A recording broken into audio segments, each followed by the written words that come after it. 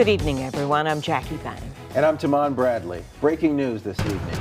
Jimmy Carter, the 39th President of the United States, has died. He was 100 years old. WGN's Brona Tumulty joins us now with details. Brona. Good evening. Yeah, the news of his passing released today by his son, President Carter, as you mentioned, was the 39th President of the United States. And after reaching that 100-year milestone birthday just a few weeks ago, he was the oldest living U.S. president of all time. He's the peanut farmer who became a president, and today marked the passing of Jimmy Carter. The former president, elected in 1976, was 100 years old, his family marking that milestone in October. I don't know if anybody in the family expected that we'd be here for 100, and it's just amazing he's an amazing person. He's an amazing grandfather. President Carter took his last breath at his home in Georgia, more than a year after entering hospice care following a battle in recent years with cancer.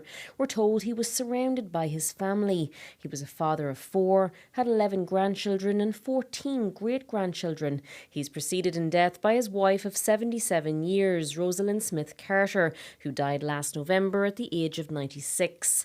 Her funeral, his last public appearance. In his prime, he was a Navy veteran, rose to the office of governor in Georgia and eventually the Oval Office, serving a single term in the White House. What an incredible person, an incredible human being. Here's a man who committed his whole life to service. Senator Dick Durbin, speaking a couple of months back, says Jimmy Carter's biggest legacy wasn't his 4 years as Commander-in-Chief, but what he did after. He has done more good for the world since he served as president than any previous president in history. In 1982, the Carters founded the Carter Center in Atlanta, promoting democracy and human rights around the world.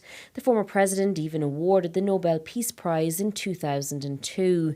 The Carters were also champions of Habitat for Humanity, helping volunteers renovate and repair thousands of homes.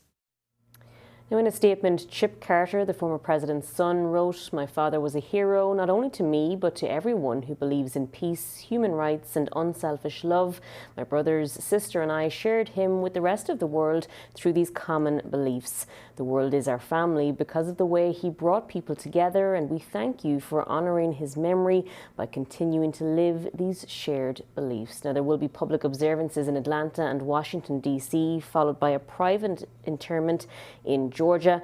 The final arrangements for President Carter's state funeral, including all public events and motorcade routes, are being worked out as we speak. We're in the newsroom. Brona Tumulty, WGN News.